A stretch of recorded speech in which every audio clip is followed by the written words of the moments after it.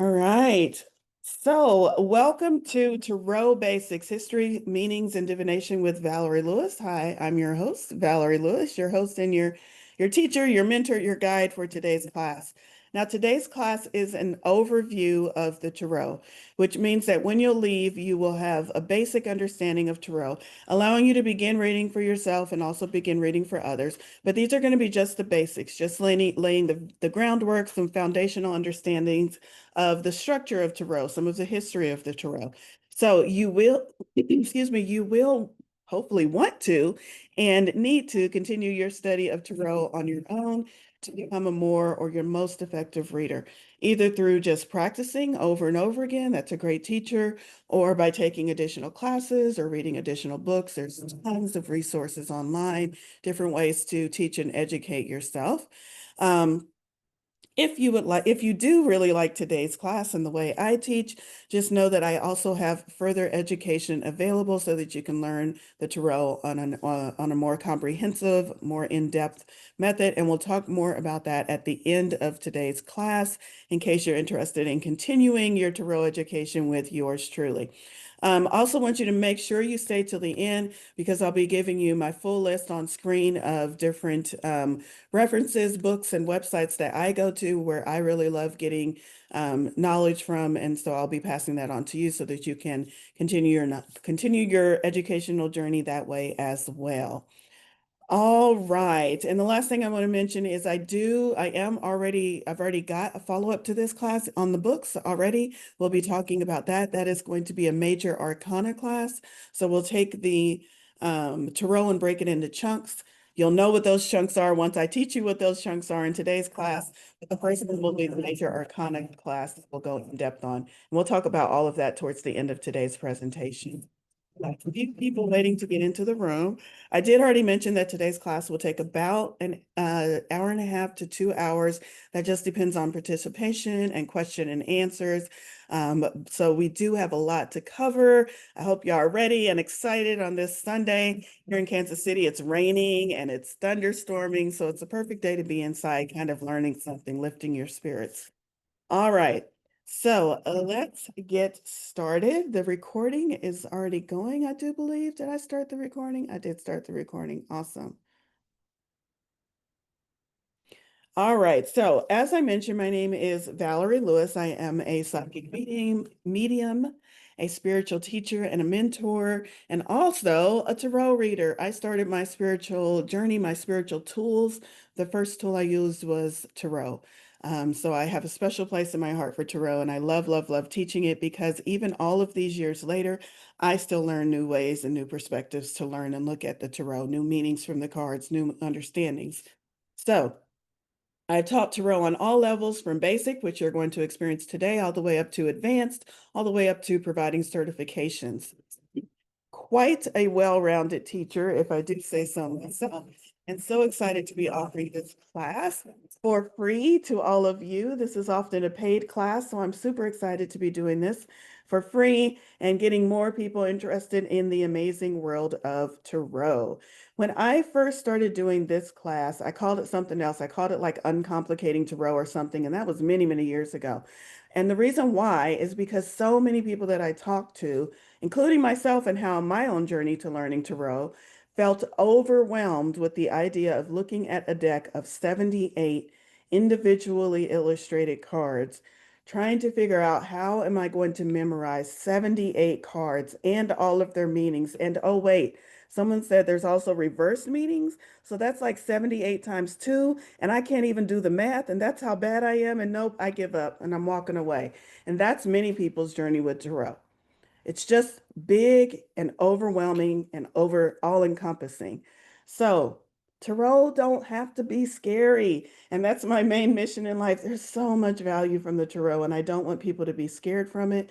So when I teach it, especially when I teach it on the basic levels, I try to do it in a way that makes it easily digestible, and gives you just an overall view. That's enough to get you started reading for yourself and reading for others. And if you choose to go deeper, you absolutely can. So my path for learning was actually by doing. So I'm also a very much an experimental teacher. I knew not close to, I knew nothing. What I knew about the tarot is that it was a card deck and people used it to tell the future, which is not entirely true, but that's what I knew about the tarot when I started. That's it. I didn't know the structures of the cards. I didn't know the names of the cards. I just knew I could use these cards to get some kind of information about what's coming next in my life. So, I'm saying that because even without knowing anything, I still gave readings to others. And I learned tarot by doing for others. Now, your path might not be to learn by doing. That's fine. What I'm trying to encourage you is that you don't have to know anything to begin reading for yourself or to begin reading for others. You can learn along the way. And a lot of what I learned was from learning along the way. Because even if you know the whole deck, it's a whole nother thing when you get into interpreting those cards in their meanings to answer questions or to give insight for yourself or for others. So I want you to rest assured that after today's class, probably even halfway through today's class, you will be more than well equipped to give readings for yourself or others. Don't let the size of the tarot deck or any stories you may have heard um, overwhelm you or scare you away from this deck. It's such a valuable tool. So let's see. I'm going to have, do I have my handouts ready? I'm going to post handouts available to you. You'll see them on the screen, but then I'll have them downloadable available to you, which I will send out when I send out the recording of this course, the replay. So when you get the email for this course replay, you will also get the downloadable links to the handouts. And you will receive that via a meetup. Most of you RSVP by meetups. Few of you RSVP'd on my website. So either by meetup or by my website. So be looking for an email from Meetup to Roll Unicorns and Coffee that says you RSVP to this event, something like that. That'll have the additional information once this class completes. All right, so that's what I want to say about what to expect during this class. Let's talk about what we're going to be going over today. So Tarot Basics, in today's class, we're going to be covering a brief history of Tarot and its origins. I feel like understanding where Tarot comes from. It's also going to give you some insights into the meanings of some of the cards or help you understand at least where those meanings came from and where they developed from. We're also going to talk about the basic overview of the 78 cards. Don't worry, I'm going to make it easy. We're going to talk about how to prepare for and give your first reading for yourself or for others.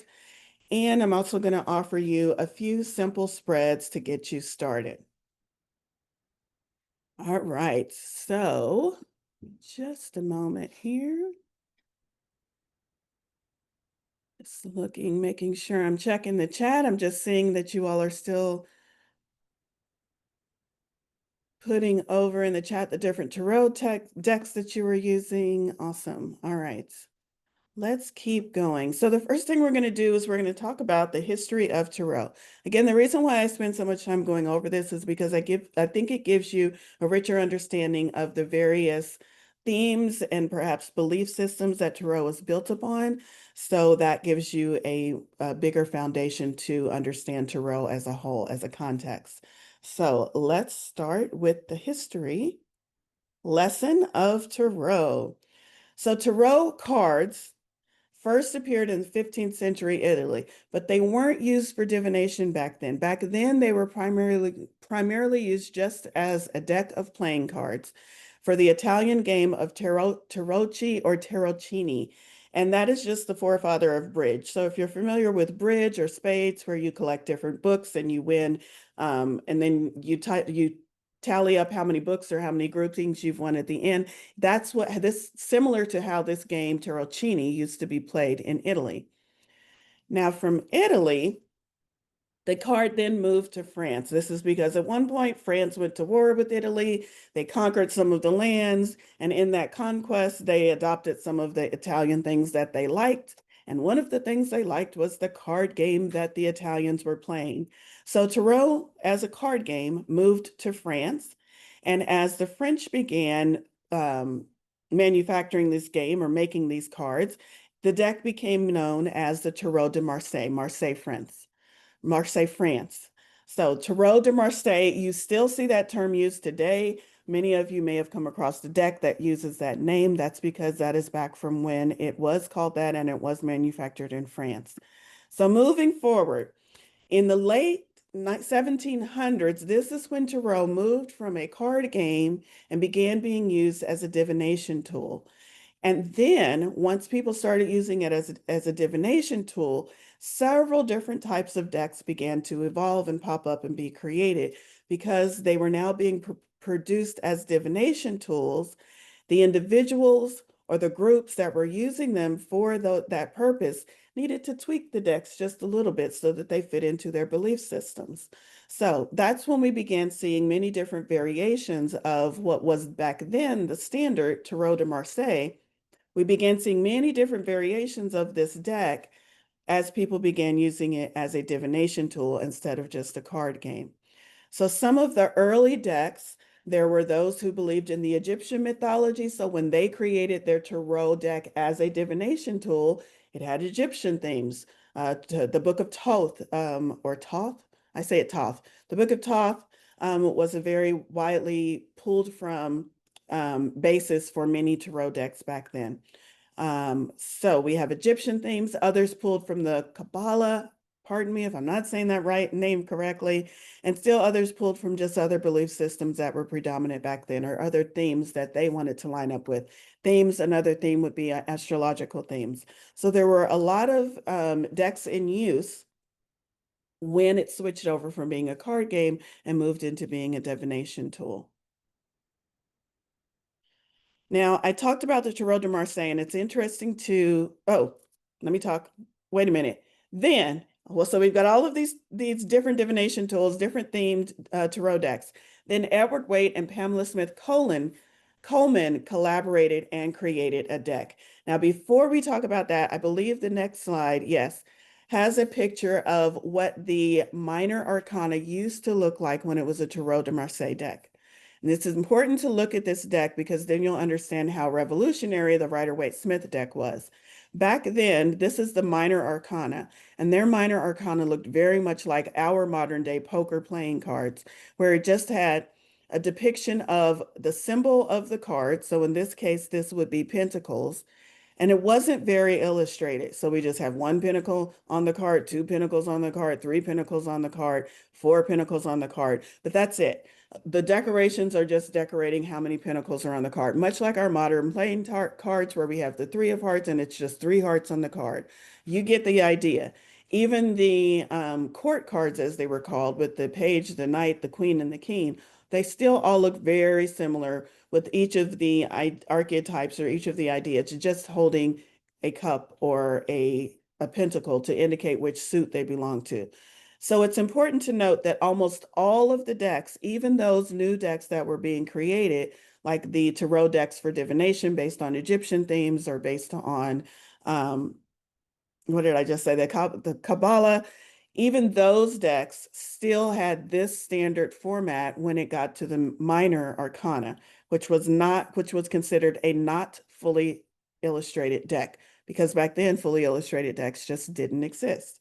So enter Edward Waite and Pamela Smith.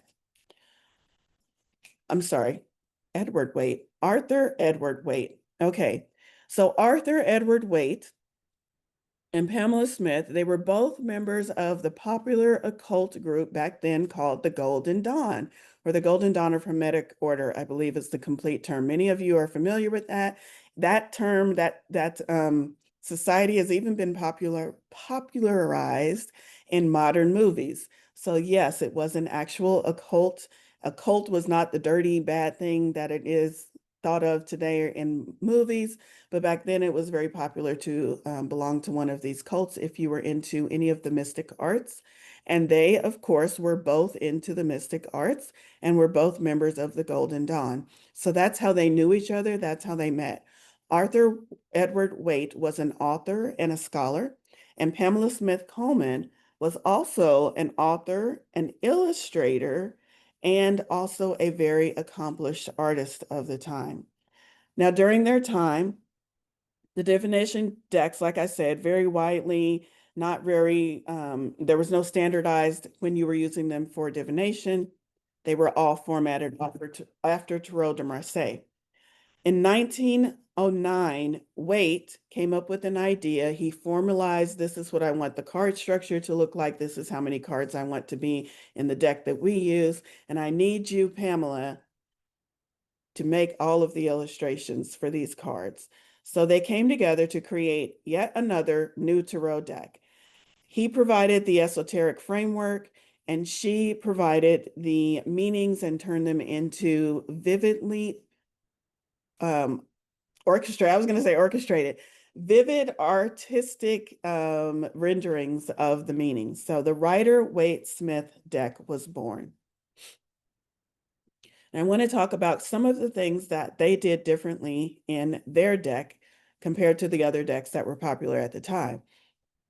Now, as they were both members of the Golden Dawn, they were both very much into astrology and astrological meanings. So in order to accommodate the astrological correspondences taught by the Golden Dawn, Waite introduced several changes or innovations to the deck that they produced. First, he switched the order of the Strength card and the Justice cards, cards 8 and 11, so that Strength, which actually has a lion on the card, would correspond with Leo. So instead of being 8, he switched it and moved it to the, instead of being 11, he switched it and moved it to the 8 position so that it would correspond with Leo. And he also moved Justice so that it would correspond with Libra. So this move in the deck was just so that it would correspond with the astrological themes that were prevalent at the time that they both believed in. He also changed the Lover's card, which up until that time always depicted 3 individuals, which that's important to know when you do a little deeper dive on the tarot, because the meaning of the card still retains the original meaning as if it had 3 individuals on the card. However, the card now only depicts 2 people because, again, Rider-Waite, or more specifically Waite wanted that card to line up with the correspondence with Gemini. So he wanted the Lover's card to show just 2 individuals so that he could tie that into the theme of Gemini, which is known as the twins. So he made a lot of tweaks just to make it kind of line up and fit into his current belief system, which had a lot of astrological overtones. Lastly, what he did is he was very much into Christian mysticism, whatever that meant back then at the time. And so a lot of the Christian mysticism in the deck, or Christian imagery in the deck, some of them he removed them from the cards, and some of the other cards he added them in. And again, that was to match the narrative and the belief system that they currently held, and that was also held by the larger group of the Golden Dawn. So he made quite a few different innovations. But the most important thing that they did during their renovation is that Pamela Smith illustrated the entire minor arcana, which had not been done up until that time, at least not on a widespread effort. So all of those cards that I showed you, 56 cards, instead of having 1 card with 1 and the 2 card had 2, she fully illustrated those cards. She kept with the theme, making sure that each item was represented the proper number of times on the card. But each card now told its own individual story. And that had not been done in widespread tarot forever. It was the first time someone had taken the time to painstakingly illustrate each and every one of the major arcana and the minor arcana. So with their deck, we had the first widespread deck, 78 cards, all fully illustrated. So it became the standard because it combined many different belief systems, from Egyptian belief systems to Christian mysticism to astrological belief systems. It combined them all and kind of upheld the Golden Dawn esoteric symbolism and their teachings as well, which many, many mystic teachers of the time were in that organization. So they were considered the leaders, or the ones we looked up to for guidance at the time. So it helps if you're hooked into all the people who are using tarot, and then you create a tarot deck for the people who are using tarot. That's basically what I'm saying. So he made sure that it lined up with Golden Dawn's teachings and beliefs as well. And then gave us the fully illustrated minors, those fully illustrated 56 lower arcana cards. So all of these innovations made it easier for anyone to pick up a card and figure out, be able to intuitively look at and figure out what that card meant. So now, with the innovations that were made, everyone was getting more familiar with the deck. It was easier to learn. And because of this, the Waite Smith deck became the most widely known, widely used tarot deck. And even to this day, that is the deck that many of our modern decks are based upon. Quick note, it's called Rider-Waite-Smith because initially, back then, as you can imagine, women didn't usually have a lot of say in what was being created, especially if it was something they created. Rider is the name of the publishing company. Edward Waite, we already talked about, is the name of the man on the team that created this. And so originally, this deck was called Rider-Waite.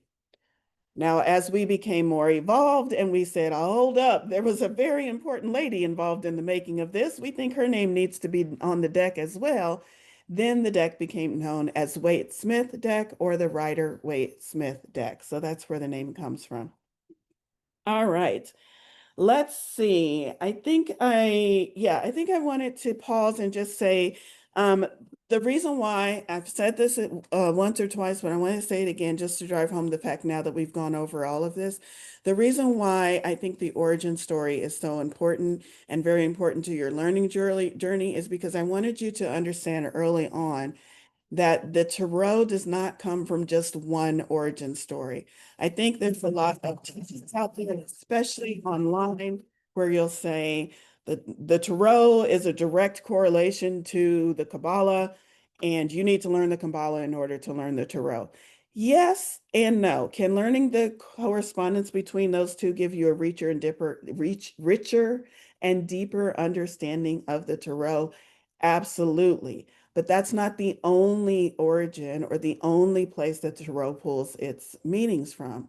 So it also pulls from Egyptian themes. It also pulls from astrological themes. It also pulls from the theme which is called the hero's journey. That's like an overarching theme that's told again and again. You see it in every major blockbuster movie, a movie of someone who's not quite in their prime and they go through whatever story arc they go through. And at the end of the movie, they're the hero or they've overcome some major challenge. That is also the theme of the tarot. So you can pull from any of those themes, find one that resonates with you. Don't get situated or don't fall into the mindset of this card can only mean this. It can mean this and is going to help you really develop your skills and really develop a more in-depth understanding. It can mean this in the Kabbalah and it can mean this in modern tarot and it can mean this over there in Egypt mysticism. So allow yourself to open yourself to the broader understanding and understand that tarot pulls from many different backgrounds and many has a very, very rich history. There is no one way to learn tarot. Just learn tarot in a way that makes sense and resonates with you. All right, so let's see. All right, I'm just checking the notes, making sure before we move on. So I am going to pause for just a moment and just to ask real quickly if there's any histories of any question about the history of tarot.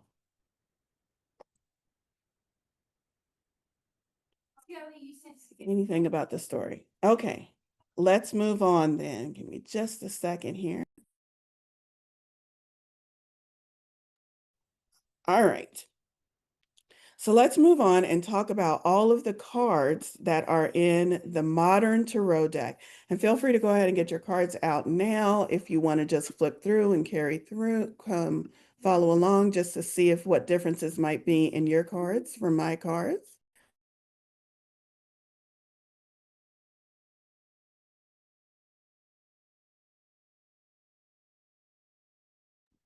Okay.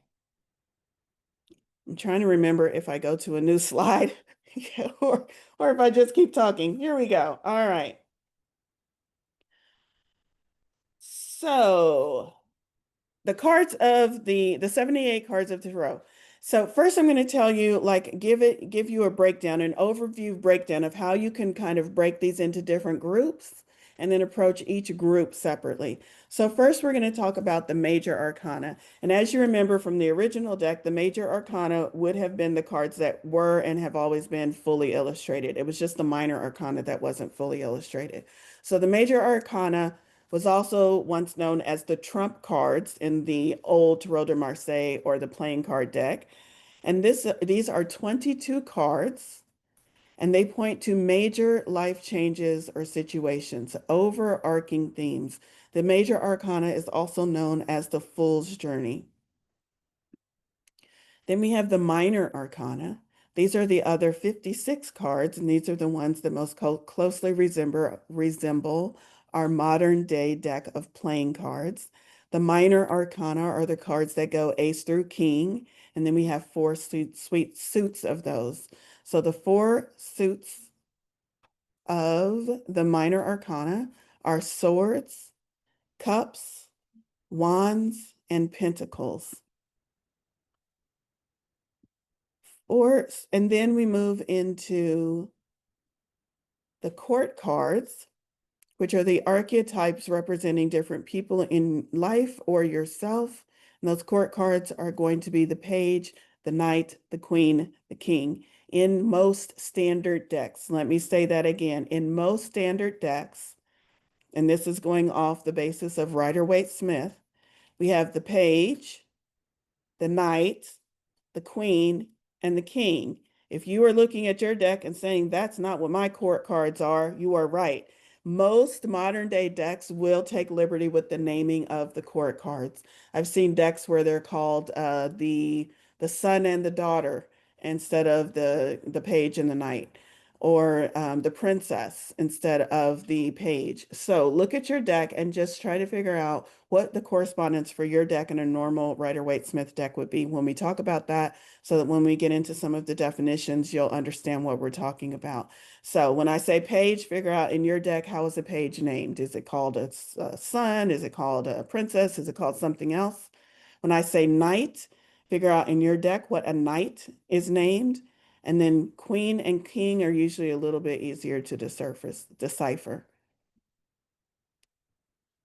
All right, so that's the basic structure of the 78 cards. Major arcana, minor arcana. Major arcana is just 22 cards numbered 0 to 21, overarching theme. Minor arcana are the 56 cards separated into four suits: swords, cups, wands, and pentacles. And those deal with our everyday or our current life situations. So think about if you were writing a biography or a memoir. The major arcana would be the items in your life that go into the memoir, those big, important life happenings or life lessons. The everyday, day to day, I ate a peanut butter sandwich on March 3rd is not something that would usually make it into your memoir, but it is absolutely something that shapes your day to day life and will help you move forward or understand what comes next for you. And that is what would be represented by the minor arcana. Minor arcana you might think of as a journal entry. Major arcana, what would go into a book, a memoir about your life. So that breaks down the basic structure of the 78 cards of the tarot. Oh, and then the number cards also. So the minor arcana just also includes number cards. We already talked about that, 1 through 10, and then the court cards. All right, so how can we understand the meaning of these cards a bit more? Let's talk about the major arcana. Major arcana. By the way, this is the course that I will be teaching beginning at the end of September and going into early October. So if you want to really, really understand the major arcana, make sure to get the information and sign up for that course. This is going to give you an overview of how can I quickly understand what's going on with the major arcana. 22 cards. They reveal messages about the bigger overall picture in your life. They usually point to major life changes or situations. Each of these cards individually has their own deep meanings. And I feel like it would be of benefit to each of you to spend some time getting to know each of the cards in the major arcana. Just like if you want to know somebody, if you want to know yourself, you're going to read the book of their memoir, and then you're going to go and read the diary. But you want to get the high points. I want to know who this person is. So you're going to read the memoirs first. So this is why it's important for you to get the high points to understand a big overview picture, major arcana. Make sure you understand what those meanings are. So how can I understand what those meanings are? Real easy. Give me the Cliff Note version, Valerie, because I don't have 72, 78 years to learn all of this. All right, the Fool's Journey, the Cliff Note version. The 22 cards together tell a story. The story starts with 0 being the Fool card, but the Fool is no fool. So that's a common misconception also, thinking that the Fool is some dumb or inexperienced, happy-go-lucky, inexperienced maybe, but not dumb, not foolish. The Fool card is just called a Fool card because they are beginning, young, innocent, fresh start. This archetype represents childlike wonder and beginnings. And so he also represents us as we begin our life journey or our spiritual journey. So you can think of him as the traveler, the person making the journey throughout the other major arcana cards. So the Fool meets each of the other 21 cards as he goes through or walks through his life's journey. And his journey is represented by archetypes that he visits. So they signify various life lessons, trials, successes, setbacks, challenges, and major life accomplishes that we all experience over and over again, no matter what situation that's in. So what that might look like is in one of the cards that he he visits the theme of death.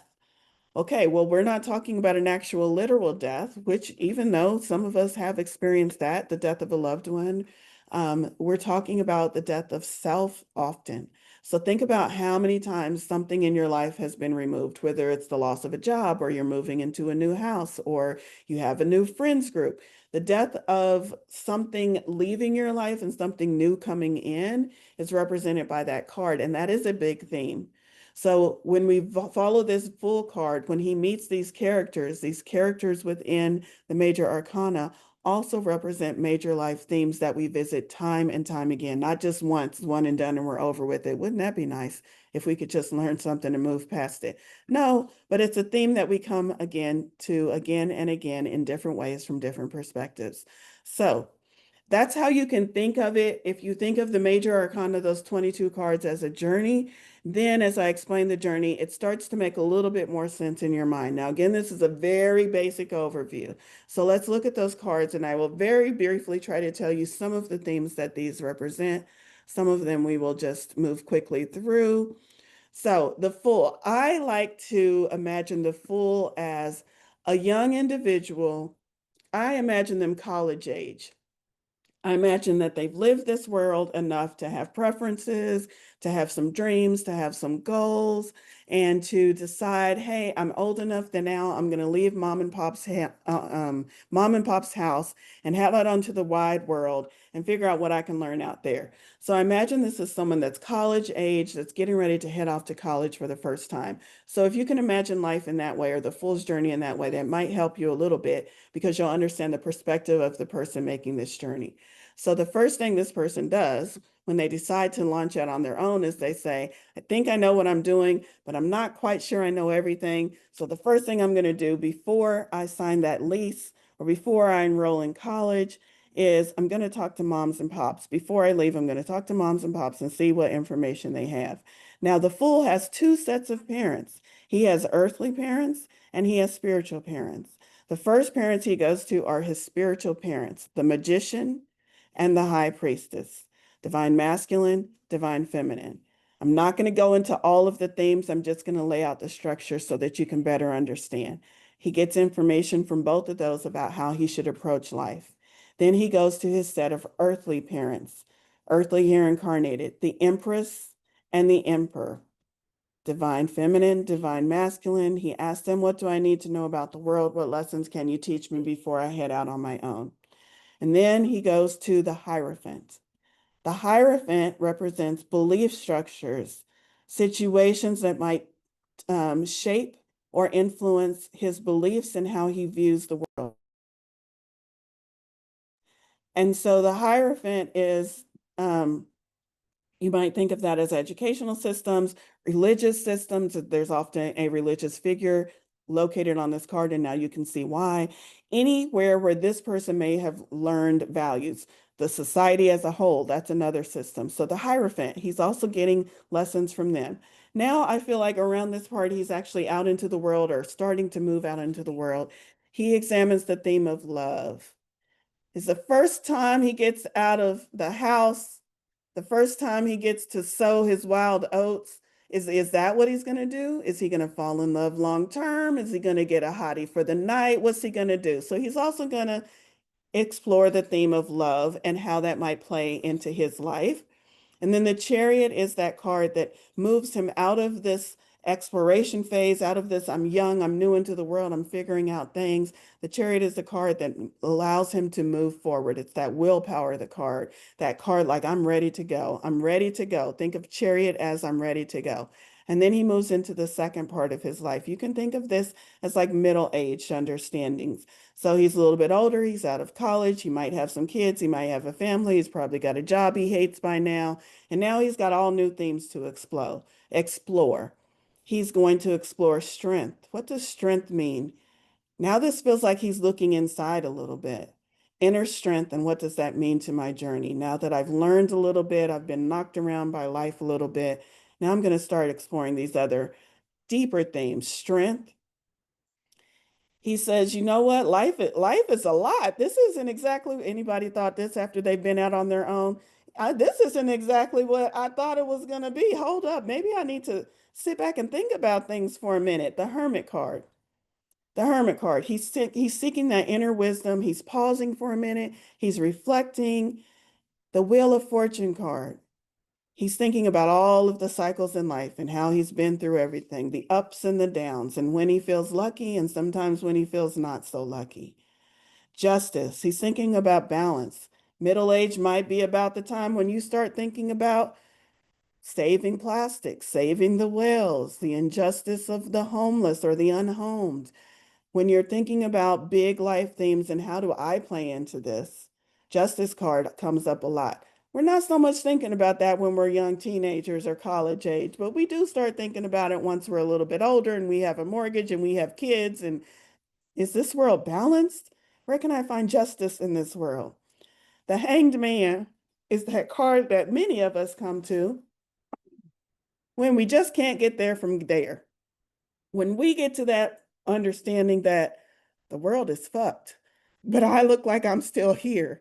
So I better find a better way of looking at this world. I better see if I can find a fresher perspective. Maybe I can figure out why the hell spirit sent me here to live this life in this incarnation. The Hanged Man is that point in our life, many points in our life, when we need to find a different perspective on life. So the Hanged Man is that endeavor or that part in his journey where he is looking to find a different perspective, a perspective that suits him better, that empowers him instead of disempowers him. And then the Death card. I already talked about that a little bit earlier when I gave that as an example. Death as a theme in life. As he's in this middle age area, I'm sure he's transitioned many things. He might be thinking about the death of his youth and how now he has a mortgage. And man, he wishes he was still living with his parents and not having to pay a mortgage. But he's mourning those things that have died metaphorically and moved out of his life. He's realizing that he still learned a lot from them. Maybe one thing he's learning is that, man, I wish I appreciated what I had when I had it. Wish I appreciated living under my parents' house, even though they had a lot of rules, I didn't have to pay rent. So it's that kind of reflection and that kind of understanding of what lessons can I learn from this amazing archetype and this amazing teacher of death. And then temperance. Temperance is a card that's about alchemical. I always choke up on that word. Um, balance within life. Now, temperance, he's becoming the balancer. He's figuring out, I've got all of these things going on in my life. How can I find the perfect balance? How can I manage things in my life to create a life that I actually want to live, a life that I'm actually joyful about? And these are just some of the major overarching understandings. There's so much more to these cards when you really dig into them. But as a journey, he moves on. So he's gone through quite a many changes, a lot of introspection. And then we get to these cards, the Devil card. The devil asked him to look at his temptations and to also look at where in his life he might be denying himself pleasures. The devil card is not a bad card. The devil card is a great card to sit down and look at where are we missing some messages and where are we being tempted and where are those temptations coming from and what can I learn from that? So after he learns the lessons of that, he has a tower moment. Oh, don't we love the tower?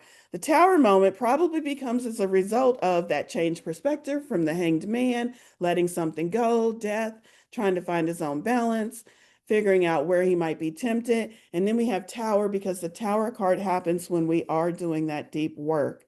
And when we finally let go and we understand that something has got to crash and come and be removed from our life so that something new can come in. So he has this big tower moment.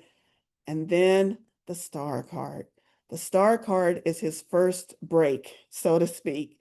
After exploring all of those big, heavy themes, after deciding who he truly wants to be in the world, which many of us decide during that middle section of our life, then he has the star card. After he's come through all of that, the star card is resting, renewal, reflection, sitting at water's edge, being poured back into after a long journey. The moon card, exploring some deeper themes, but still a softer, more introspective card. And then the sun card. The sun card is kind of where everything starts coming together. The sun card is the most positive card in the tarot. And the sun card helps him look at everything that's happened to him and understand the benefit of it and help him want to keep moving forward. It's just really positive way to look at his journey this far. And then he moves into judgment. He's almost at the end of this phase of his journey. And before he steps into the next phase, he wants to ask himself, where have I been judging myself and others? Perhaps unfairly, perhaps with too big of a bias. Is now a good time for me to let go of those judgments? Are any of these judgments still serving me? So it's a chance for him to release judgment, but also for him to assess and maybe see where and how judgment plays a role in his life. And then lastly, the world card, which completes the fool's journey, but also immediately begins the journey again. The world card is a completion card saying, I've made it through this phase of my life. But as soon as you step through that phase, you immediately begin again and you come right back to the beginning and explore these themes on a whole new level. So that in a nutshell is those cards with a very, very brief overview, storytelling version of how the fool would step through and explore each of these themes.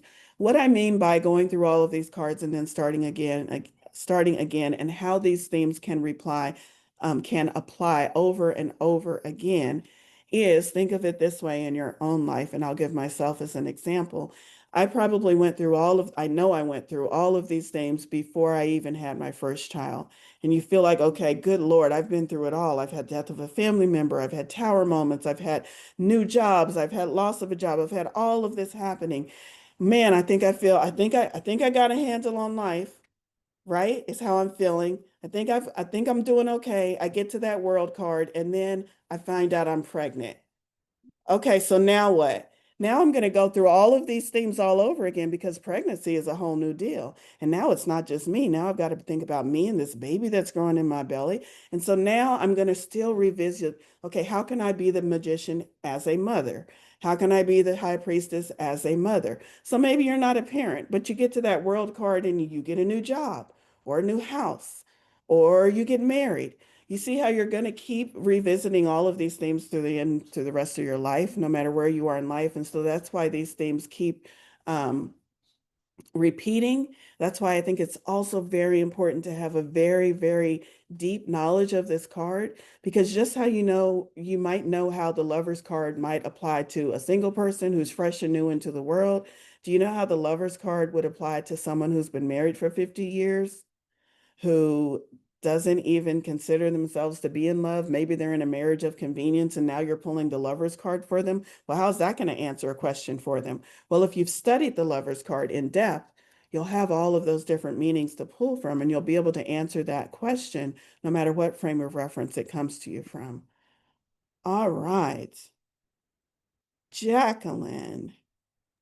So there's a question in chat, and it is from Lisa, and she's asking, could you please offer tips on how to distinguish between death and tower, and then justice and temperance?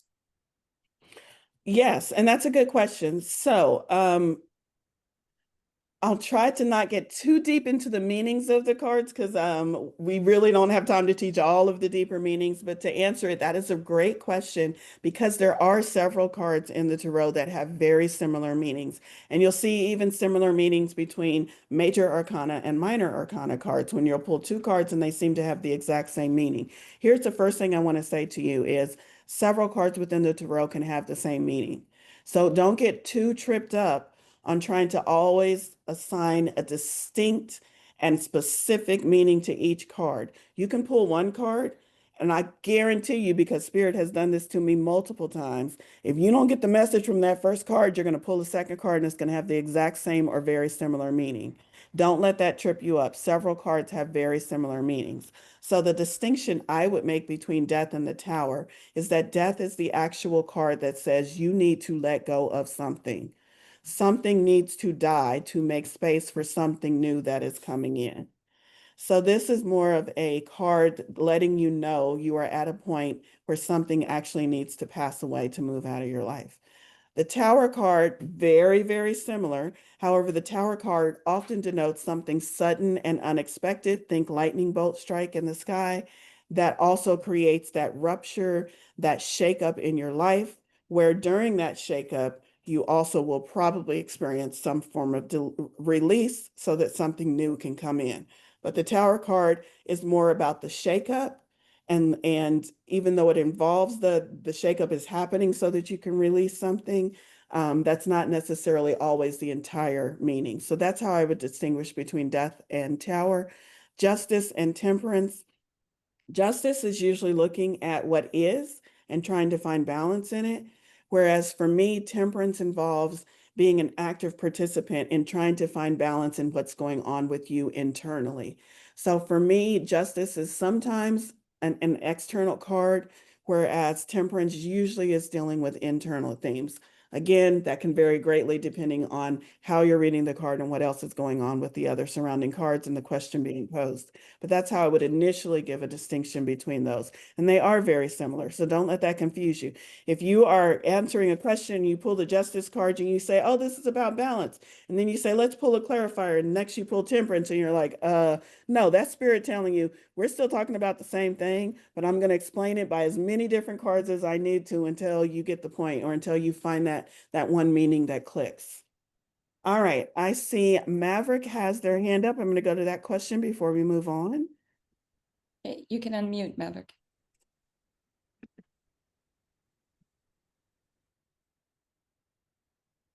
Let's try again. You're having trouble? All right, maybe put it over in chat Yeah. if you're unable to unmute. Did I unmute? Yeah, Okay. there you go. There All you right. are. I have a question. Since this is a journey You're and breaking up everything quite a bit. probably works on a continuum, if the cards have a similarity, similar meaning, oh, okay. Shoot. So this is a journey and it probably works on a like a continuum, like we progress in our journey. So if the cards have a similar meaning, is it the same meaning but on a different level because we've advanced in the stages? Is that kind of the way it works? Yes, absolutely. Absolutely. Yes, there are nuances between those similar cards. I say similar, but they are not the same. Death and Tower are not the same card. And once you get the deeper understanding of those cards, yes, there are definitely nuances and different meanings between those cards. And yes, Maverick, that is a perfect way to describe the journey. Even though you might be processing through some of the same themes. Once you've learned something, you're taking that knowledge forward and approaching that theme, maybe a similar theme, but in an entirely different way and from an entirely different vantage point. So yes, when you look at the major arcana as the Fool's Journey, you will see a progression in the importance and depth of the themes, as well as just the story as a whole. All right, give me just a moment.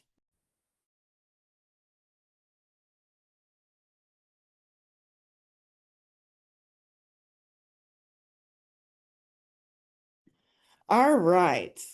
Let's move on. I'm trying to make sure I am staying on time as well. Okay, so that's the major arcana. And you can see just from the questions and just from the brief overview, I'm sure you all have lots more questions. And that's why I do an in-depth class on this. And I love teaching that class, y'all. I love teaching tarot. I'm so glad I'm doing this class today. Okay, let's move on. Because now I want to talk about the minor arcana, the 4 suits and their keyword descriptions. So it's easier when I teach the minor arcana if we go suit by suit instead of 1 through 10 or 1 through king if we just go suit by suit. So that's how I teach it. I start by breaking it into the 4 individual suits. The first one we talk about is swords, which corresponds with air energy. So each one of the 4 suits also corresponds to one of the 4 major US-based elements. I know there's a lot more elements, but here in the US, we usually refer to 4 main ones. So swords relates to air energy.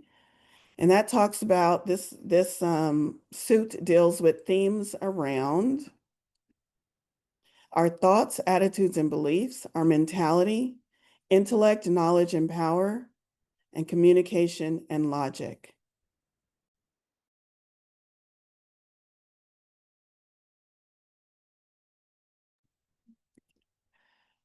All right, and the swords is a masculine energy or masculine element. Next, we move on to cups, which is corresponding to water as an element. And our water is our emotions and feelings, relationships and healing, and also our intuition and feminine element.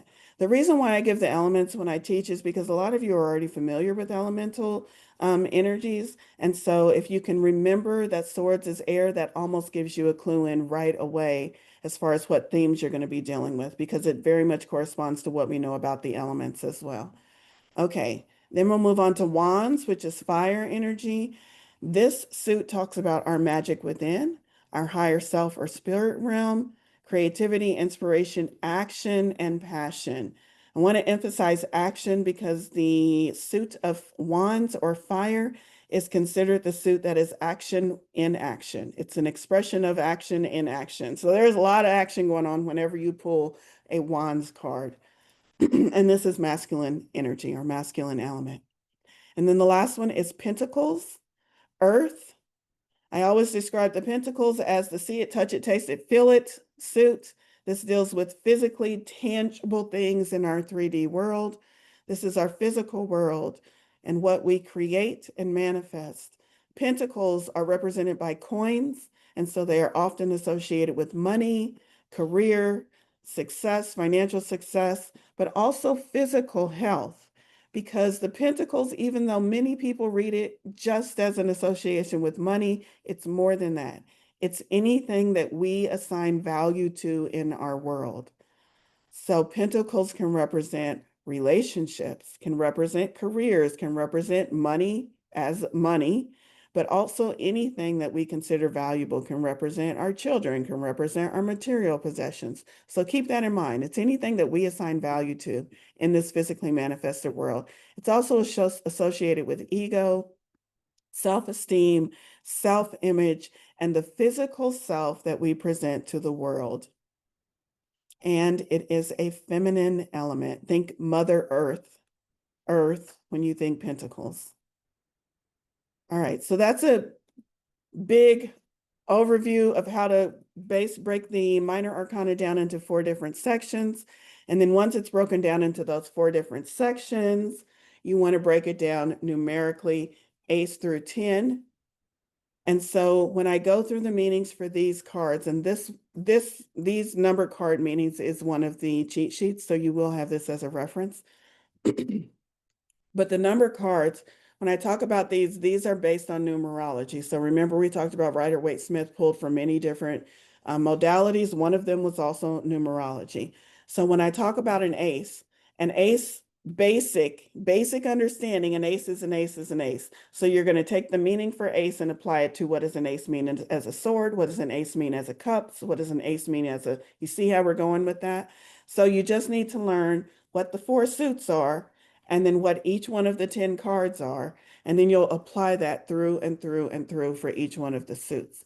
I think we have a question before I move on. Go ahead, Jacqueline. What's the question? Okay, so the question is about pentacles. And so it's got pentacles, time, question mark. And she has anything of value. So it could be time as in age. I would think so, yes. In certain situations, and especially if that's the question, if somebody's asking you a question about what do I need to know about blah, blah, blah, and their question has something that's related to time or age, then yes, if they are very set on that, if they place a lot of value on that, then you could be pulling pentacle cards in answer to that question. Go ahead, Jacqueline. Okay, another question. If these four have masculine and feminine, the ones you were talking about, the four suits, can we consider swords to be Father Sky and pentacles Mother Earth Gaia? And if so, can cups and wands be daughter and son? That could be one way of looking at it. Again, it would depend on the context of what you're answering when you're pulling those cards, as how you situate them and make sense of them cognitively for yourself. I don't see anything wrong with those correspondences. I would not say that they're linked incorrectly or any way. I would say if it makes sense to you to go with that, but make sure you also understand the basic structure before you begin layering on top additional meanings. Thank you. You're welcome. All right, so let's talk about the numbered cards. There are 40, 10 per suit. Each number represents the various situations we encounter in everyday life, because remember, minor arcana is about our everyday life. So, card number 1, aces. Aces represent new beginnings, opportunities, and potential. Now, before I keep moving on, I am giving you 3 to 4 keywords for most of these. There are probably 20 to 30 keywords that could actually apply especially when you start digging into deeper numerological interpretations. I'm going to give you the most prevalent, the most popular, the most resonant ones with the card. Does that mean that it's all inclusive? Absolutely not. So if you're like, hold up, when I pull an ace always means this, and it's a keyword that's not on my list, go with that. We're going to talk about that later. So aces, new beginnings, opportunity, potential. Number 2, or twos, partnerships, balance. Balance is a big theme because you have the 2 and you're trying to balance. Choices, which path will I take? Duality. Number 3, expression, groups, growth, community. Number 4, the beginnings of manifestations, foundation, stability. Number 5, I'm going to run back through a couple of these to tell you how I remember them. Number 5, though, is challenges and opportunities, change and stability. Number 6 is harmony, cooperation, healing, and cycles. Cycles is the one I would emphasize. Number 7 would be reflection, assessment, and control. Number 8, eights in numerology represent mastery, accomplishment, action, and manifestation. 9s are attainment, fulfillment, fruition. The keep going card. Many of you who have seen or received messages from me know that when I pull those 9s, that's probably something you will always hear me say. The keep going, or the you're almost there card. And then 10 represents the end of cycle, completion, and renewal, because even when we come to an end of a life cycle, we begin the cycle again. So a couple of key ways that I remember these. These are just ways that I have made up in my mind to try to remember them. 1 is real easy, fresh start, new beginning. That makes sense. 2, I kind of talked about the 2 being a balance, and that's how I remember it, because I always see two juggling balls being balanced. 3s, it starts getting a little trickier. For 3s, I remember, this is a biblical quote, I believe, when 3 or more are gathered in my name. That's the one I remember, because I always think of that statement, and then I think community, group coming together. That's how I remember 3 is related to groups and communities. For 4, I think of a 4-legged table, and how a 4-legged table is more sturdy and stable than a 3-legged table. So I think about 4-legged table, Oh, stability, foundations, because it's more sturdy than a three-legged table. And then from there, 5 odd numbers for me are challenging anyway. Even numbers, even numbers are softer, odd numbers are spikier. That's just, it's always been that way in my brain. So when I come to 5, right in the middle of 1 through 10, I consider that the midpoint and the challenging point, the breakthrough point. So I think challenges and opportunities. I think change when I think of the 5 cards.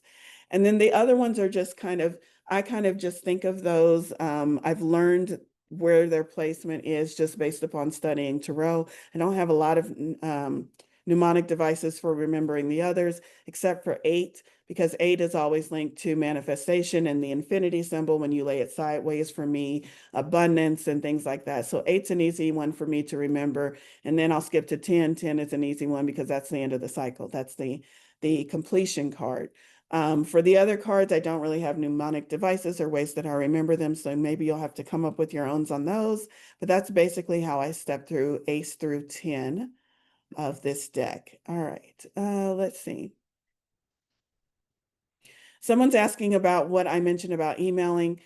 If you RSVP to this class, either on Meetup or via my website, which I think are the only 2 ways you would have gotten the link, you will receive an email either from Meetup or via my website, which is TaroUnicornsandCoffee@gmail.com. That will have the replay link, and that will also have the downloadable cheat sheets, which this is one of the downloadable cheat sheets. So you can go ahead and screen capture it or write it down if you want, but it's also going to be one of the downloads for you. So that's how we step through the minor arcana numbered cards. Any questions on that before we move on? All right, looks like we're good. We're going to keep going because I want to get through the court cards and then maybe see if we have questions on major and minor arcana. So after we get through 1 through 10, then we move to the court cards. Now the 4 court cards, as I mentioned before, the page, the knight, the queen, and the king, they might be labeled differently in your deck, but they usually represent the people that you meet in everyday life. These are signposts on our journey or influences in our life. So many tarot deck creators and readers refer to these as archetypes, and these also represent overall themes and what different people might represent in our life. So even though this is minor arcana, we're talking about everyday themes, but we're also talking about people that we keep meeting again and again and again in our everyday life. All right. These court cards can represent aspects of your own personality, your own themes that you might be working on or facing or being faced with. This is usually how I read it because I usually take each tarot reading and apply it to the individual personally, but they can also represent aspects of other people. Not necessarily yourself, but representations of other people that you might be encountering, like an authority figure represented by the king that you might keep coming into, whether it's at your job or in your home or in another social situation. So it might represent someone external to yourself.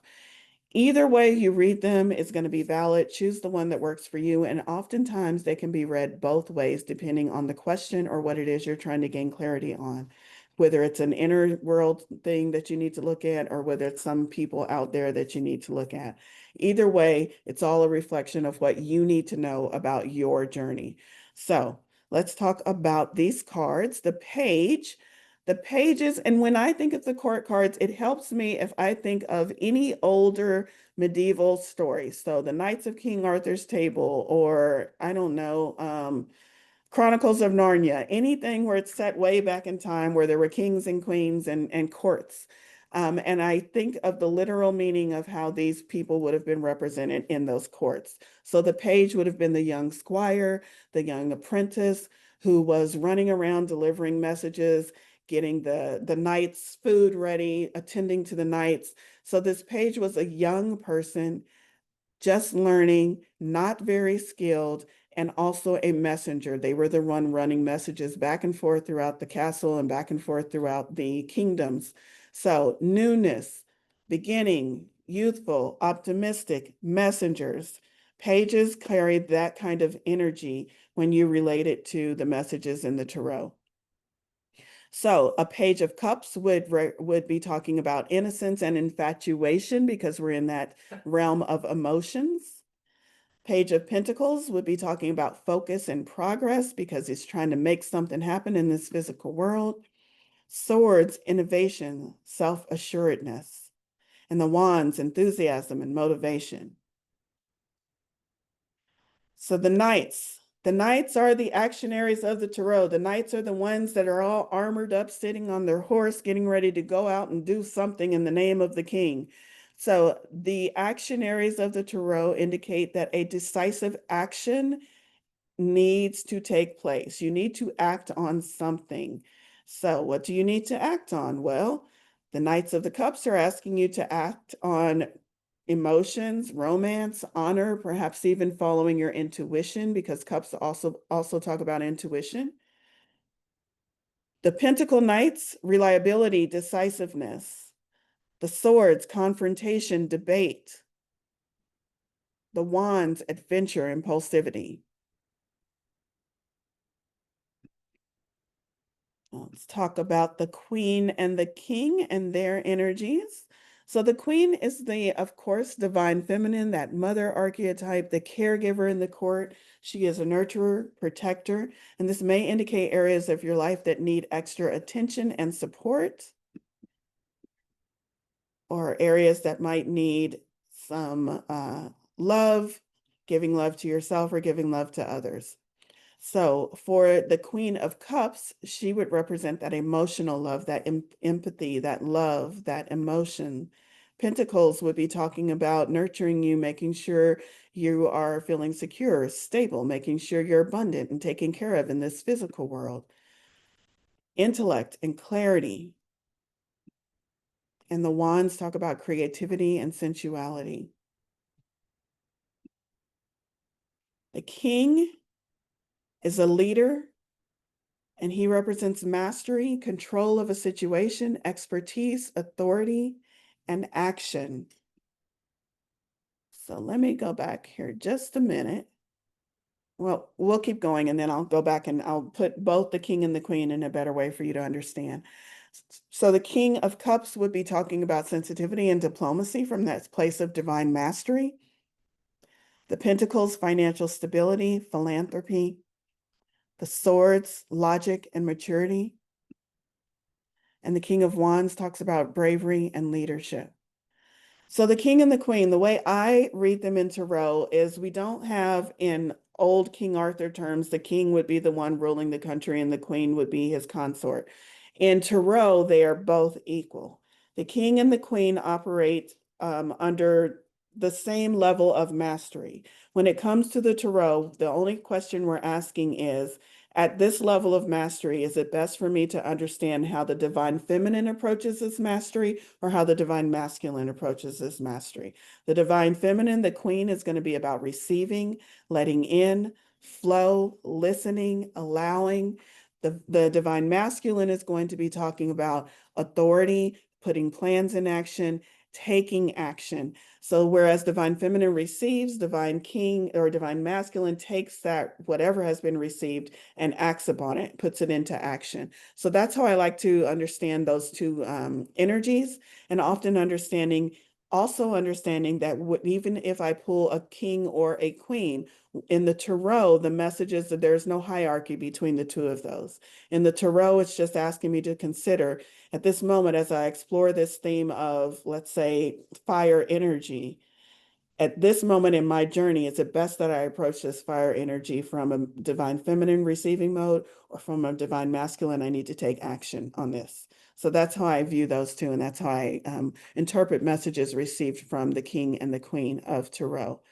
I have a request. Can you go back one slide for just like a few seconds? I think I can. I'm having trouble with my controls here. Nope. Nope. Okay, that's fine. Hold on. I That's can. fine. They'll have it on the recording. It's not a big deal. Okay. Oh, maybe.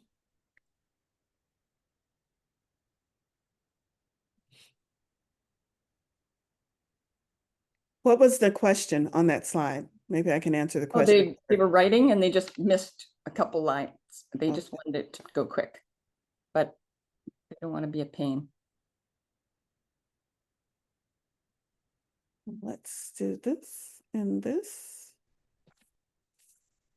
and this and this. Is this the card? Yeah, The that's the slide? card. Okay. Yes. Yeah. And is that okay now? That's all they needed. Thank you. Okay. And then we had Mhm. King and Queen court cards. All right. And I think, yes, I think that is going to be it for those cards. Okay. Maybe I did put the cheat sheet links on here. I'm not sure that I did, but let me keep advancing. No, I did not put the link. So like I said, the link will be available in the email that I send after this after this class is over. But the cheat sheet, what they include is some of the same screenshots or some of the same slides that have already been in this presentation. So your cheat sheet will include a list of the numbered major arcana cards, which is helpful because some of the modern decks that we have, although they list the major arcana cards, they don't number them. So you might have a deck that just says the sun, but doesn't give you the number that it corresponds to. When you're doing research and trying to find out more, it helps to know what number those cards are. So I'll give you a list of the numbered major arcana cards, the numbered court cards, and basic meanings for these cards. All right, let's see. I think that's it. I do want to pause and ask. So now that that's it for as far as covering the basic structure of the tarot deck. So we're going to talk a little bit about how you might prepare yourself, prepare your deck, give a reading. I'm going to give a couple of sample ideas of readings that you might want to practice for yourself or for others. Before we get into any of that, I want to ask, are there any questions over the basic structure or the layout of the major, the minor arcana, anything I've gone over so far? Or do you? There's nothing in chat. All right, great. Great, great, great. So I invite you to go ahead and pull your cards out, get the deck that you want to work with today. And I'm going to start sharing a couple of tips, tricks, and information that I share as far as how to prepare for and give a reading for yourself and others. So the first thing I want to talk about is what is a reading. The way I define a reading is also part of how you'll learn how to give a better reading for yourself. I feel like pulling these tarot cards is just a way to open up a conversation between you and source. It is just another tool. It's like picking up a phone. Okay, you want to talk to somebody, you pick up a phone. The phone is the tool. It's not the conversation. It's just one of the ways you use to have the conversation.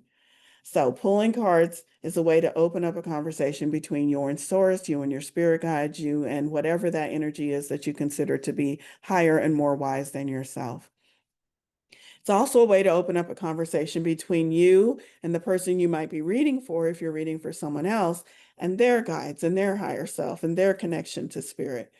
So in this conversation, Source is going to be guiding you to the answers and the clarity that, yes, you can find with or without the cards, but the cards make it easy for many of us. So Source is going to be helping you use those cards to guide you to the answers and the clarity that you speak by influencing which cards you draw, where your information comes from. So I very much feel like when I pull cards, it's me and spirit pulling those cards. I want to talk about the Rolodex in your mind because I feel like this is very important, especially if you are new to tarot. When you pull out one of those cards, and that card is, let's just say it's a card we all understand, which is the sun card, the most positive card in tarot. It's big old sun on it. Think bright, lightness, all of those things that you think of when you think of the sun, life-giving, all good, positive, fun thoughts. And on your sun card, for whatever reason, in whatever deck you have, on your card, there's a little squirrel in this picture of the garden. Not on every card, but on yours, there's a little squirrel. And as soon as you pull that sun card, you're not thinking about the sun. You're not thinking about positivity. You're looking at that squirrel. And you're remembering that one time when you were 5 years old and the squirrel ran down out of a tree and bit you on your finger. And now you have a whole story going about that squirrel and how it bit you on your finger and how everything ended up being okay. And suddenly in that story, you're remembering how nurtured and how taken care of you felt by your mother and how safe you felt when she came over and comforted you. And now you have a story of comfort and love and has nothing to do with the sun. But guess what? That person sitting across from you just said, I never really felt loved by my mother. And you pull the sun card, are you going to tell them what the sun card says? No, because they just said, I never really felt loved by my mother. And you got the sun card, and the sun card by Tarot says, oh, everything is great. You're not going to tell them everything is great after they just told you they didn't feel loved by your mother. But you're going to look at that card, and because you have this whole story about a squirrel and about feeling nurtured and loved in that moment of feeling pain, now you have a whole different reference point to answer that question from. And maybe you want to talk about the love and the nurturing that the universe is able to provide or that spirit guides are able to provide in this moment. Because your understanding of that card was not specifically about the tarot meaning. It was because you looked at that card and you saw a squirrel, and the squirrel told you a very long story that left you understand better how to relay information to the person who just said something about their mother. The Rolodex in your mind is your most valuable tool, period. And it's especially valuable when it comes to interpreting pictorial cards, because sometimes you will go based upon what the tarot card meaning is. That's why we go to tarot, because it has so many meanings that we can pull from. But a lot of times you will default to, fall back on, give prominence to the Rolodex in your mind, because Spirit said, this person has so many stories and so many experiences and so much that they can gain and give to this world and explain to this world. And I just need to jog their memory with a little bit of pictures. And so Spirit is using the deck in front of you and your own life experiences to relay this message. And a lot of times as new tarot readers, we only want to give what the tarot deck tells us to give, and we discount all of our life experiences, and that's where the real magic comes in. So I want you to allow yourself to, yes, learn the tarot, yes, look at the cards, yes, understand the basic meanings. But if Spirit takes you on a side quest with something that you saw visually in that card, understand that that is Spirit's message as well. Spirit is using the Rolodex in your mind of your experiences to tap into and relay messages. And the cards are just a conversation starter, just a way for Spirit to jog your memory about the experience that is the real message, or the gift that you want to share that is the real message. So spend a lot of time there, but it's really going to help you, because I promise you, you're going to pull a card and you're going to want to say what the book says, even though something in the back of your brain is saying, tell this person about what happened to you when you were 3 and don't tell them what's in the book. As a new reader, listen to those intuitive guidance, those nudges from Spirit. Okay, and be easy about it. Learn to feel into what are the cards trying to say, instead of what does this card mean based upon what I'm supposed to tell them. Tarot is all about storytelling. And the faster you become a good storyteller, the faster you'll become a good tarot reader. Okay, so how do you prepare for these readings in a practical sense? Preparing your deck. There's many, many different ways you can prepare your deck. I'm just going to give you some basics. You have a new deck, you probably want to clear the energy off of it. If it came from Amazon, think about how many people touched that packaging and touched that deck before it got to you. Even think about the printing. Maybe it's hot off the press, like literally you knocked on the door of the printing company and said, give me that deck before anyone touches it. Okay, guess what? Somebody still touched the paper and the ink that made it. No matter what, your deck is going to have energy, just like any item, any physical item in this manifested world. So if you're someone who is sensitive to energy, cleanse your deck before you use it. Make sure your deck has only the energy in it that you want to have in it before you start giving readings for yourself and for others. Is that major? Depends on how energetically sensitive you are. Some people are not that energetically sensitive and they can pick up a deck and get accurate readings all day long. Some people are like, if you just look at my deck the wrong way and give my deck side eye, I'm going to pick up on that energy. And now I need to clear the energy before I can give an accurate reading. It depends on how psychically and energetically sensitive you are. But it's always a good idea to, at least on occasion, cleanse your deck energetically to make sure it's holding only the energies you want it to. So you can cleanse your deck energetically. You can cleanse your deck by smudging it. That's just by lighting some kind of incense or something that you use to purify your room. I usually take it in a circle around my deck when I'm doing smudging. Crystals. Take your deck, set it by some selenite, set it by some other crystal that gives you protection or clearing energy. Use that energy to clear your deck. Once your deck is clear, you can also infuse it with specific energies if you want. Perhaps you have a deck that has very much themes about love and relationships. And so maybe you want to put a rose quartz after you've cleared it. Maybe you want to put a rose quartz so that your deck is infused with the energy of love, if you know that's the deck you're going to use when you give love readings. So it's not about just making sure your deck is pristine and clear of all energies. It's about deciding which energies you want your decks to hold and making sure that it has just those energies. So second, once your deck is ready to go, get to know your deck. Get to know your deck energetically. That means before you even look at any of the cards, as you pick it up in the store or you're thinking about that deck, can you just hold your deck and feel the energy of that deck? I invite you to do that right now. Don't look at any pictures. Don't think about anything you may have used this deck for before. Maybe you want to shuffle the cards a little, but just hold your deck and see if it gives you a particular vibe. See if you can notice it. Some of you can, some of you can't. Doesn't matter. Just want you to see. I just want you to check and see. For me, when I use this deck, the Light Seers Tarot, I get a very grounded feeling. I feel like I'm going to get very practical and actionable messages from this deck. So energetically, get to know your deck visually. Now you look at the images, finding your favorite cards, your favorite colors, your favorite themes, your favorite imagery, visually understanding how is your deck laid out. Are cups actually represented by cups in your deck, or is a different symbol being used? As an example, the swords in this deck is not represented by swords at all, but is represented by black birds, crows, I think, or ravens. So this card, being the 10 of swords, does not show a single sword, but it shows 10 birds in the sky. You're going to need to know that if you're going to read a deck and you pull that card and there's no swords on that card. So get visually acquainted with your deck to know what symbols are being used. And also to take note of those things that might be changed in your deck, meaning is a page called a page? Is a knight called a knight? That's how you visually get to know your deck. And then ask yourself, what stories do your cards tell?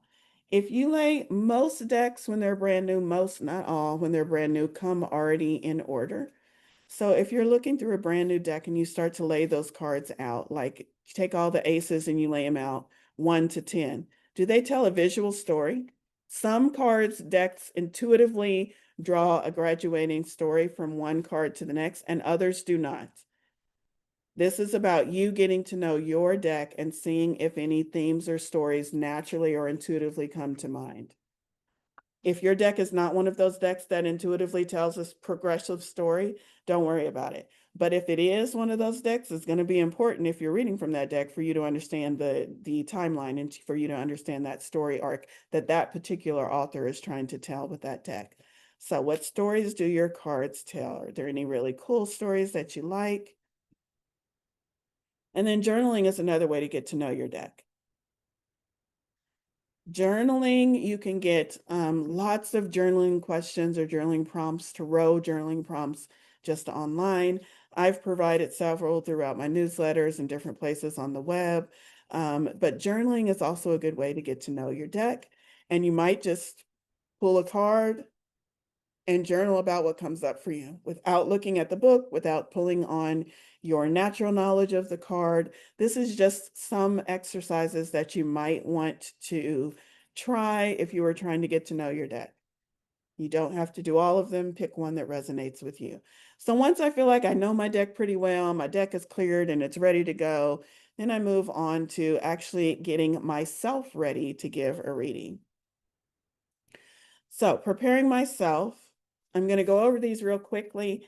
Preparing myself involves grounding, centering, connecting, and setting boundaries or setting sacred space. These are the same three practices that I go through when I do any type of psychic work. So as it relates to tarot, grounding just means making sure I am focused on the present moment. So when I'm giving a reading, especially if I'm giving a reading for someone else, I don't want to be thinking about my to-do list. I don't want to be thinking about my grocery list. I don't want to think about the serviceman that's coming later this afternoon or how I have to schedule that appointment for next week. I don't want to have all of those thoughts going on in my head.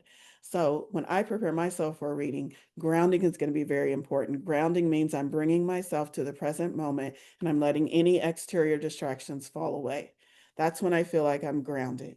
And then centering means, okay, now that I've got all of my now that I'm distraction free, and now that I'm grounded and I'm not thinking about all of the other things, what do I want to think about? For me, centering is bringing all of my focus into the task at hand. So grounding is shutting off the exterior world, removing my mental to-do list, and centering is taking all of my energy and focusing it on the task at hand, which is the reading at hand. And then connecting and setting boundaries and setting sacred space is just how I set myself up for protection and boundary setting within that space. So that is going to vary based upon who you are and what type of readings you want to do. If you're somebody who says, please don't ever let me give predictions about people's money situation, then that's going to be in part of your setting boundaries. Hey, Spirit, I'm more than willing to be a vessel to relay messages, but I don't want to be the one to tell them that they're going to be foreclosed on in 3 days. Don't give me messages like that. So perfectly okay for you to set that boundary with Spirit about what type of messages you want to be able or you feel comfortable with relaying. So setting energetic boundaries, setting boundaries about how you receive information during this connecting and setting sacred space is often when I will connect to my sitter and also connect to their energy and also ask if there's any beneficial energies who might have messages for the reading. So I'm inviting spirit guides in, I'm inviting angels in, I'm inviting ancestors in. Anyone who might be able to relay a message through the cards is who I'm going to invite in. And also asking that the entire situation is protected. And the last thing I do to prepare myself in almost any work I do is I ask myself, allow me to be a clear and open channel for your messages. Allow me to be a clear and open channel for your messages. And that allows me to do my best due diligence to allow myself to receive those messages and relay them with clarity so that it's hidden, so that it hits, so that the person that's listening to me is not just hearing a bunch of blah, blah, blah, the Charlie Brown voice, but so that they're actually understanding what I'm saying. So that's preparing yourself. And I feel like preparing the cards, yes, important. Preparing yourself, even more important. And then letting go of what you want the cards to say and being open to having a conversation that source and the cards want to have with you. A lot of times people go to tarot when they're unable to find answers in other places.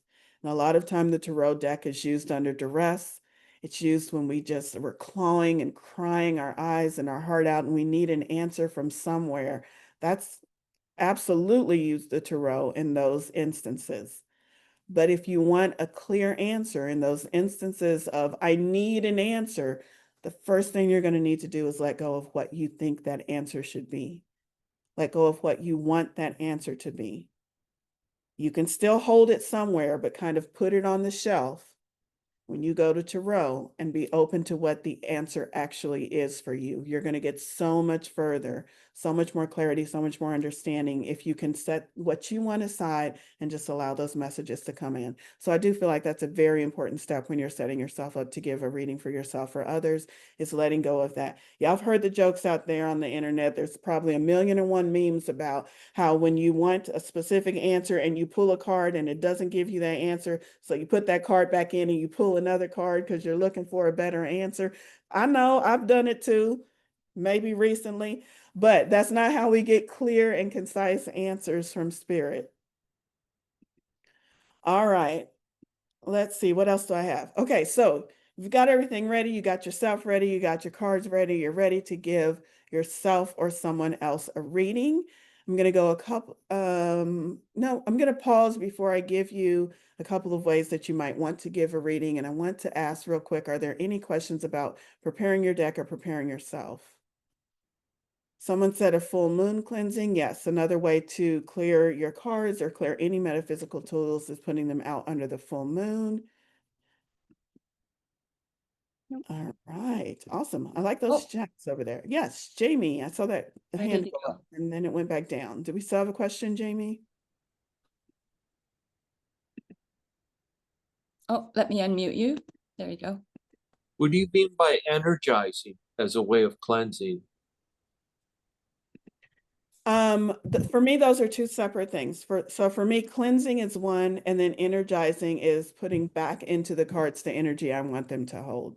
So apologies if I use those interchangeably. So I would clear my deck of any any energies. Let's say I just got this in the mail from Amazon. So I'm just going to say, hey, Spirit, please clear any energies that are not beneficial to me being able to use these cards effectively. Just a really broad, sweeping term. It's what I do. I envision white light coming down and clearing my cards because I don't know what energies are in it at this point. I just opened it out of the mail.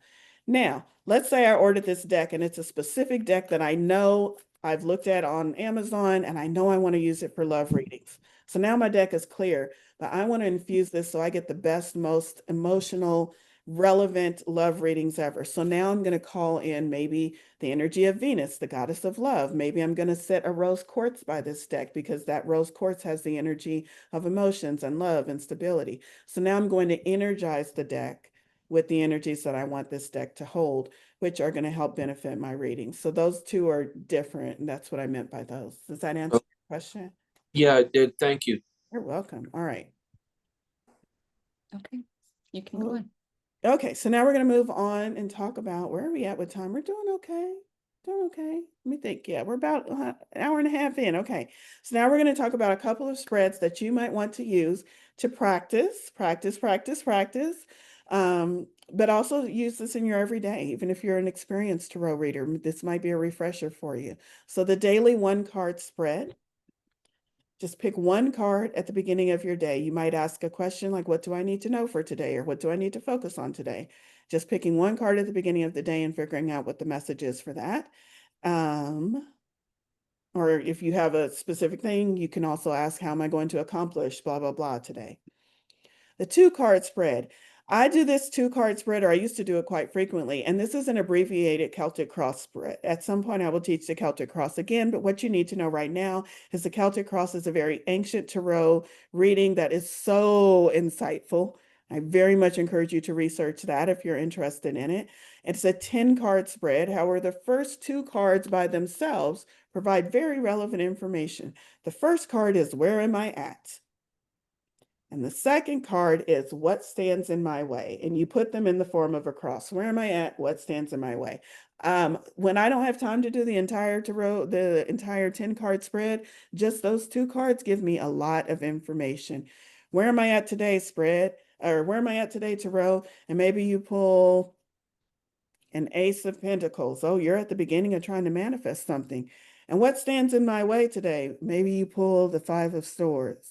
Yourself, you stand in your way based upon what you're thinking and the thoughts and what you won't let go of. So you see how that can help you a lot even if you're only able to pull two cards based on the situation maybe you're trying to understand or get clarity on. Spirit, show me where I'm at and show me what's blocking me in this moment. So I really like that abbreviated. I call it the abbreviated Celtic cross because it gives you the first two cards in the Celtic cross. A 3-card spread. 3-card spreads are all over the internet. Just do 3-card tarot spread, and I promise you, you'll have more 3-card tarot spreads that you could ever cycle through. But here are some of very popular cards, very popular spreads that can be very helpful, and that's past, present, future. You pull 3 cards, one for your past.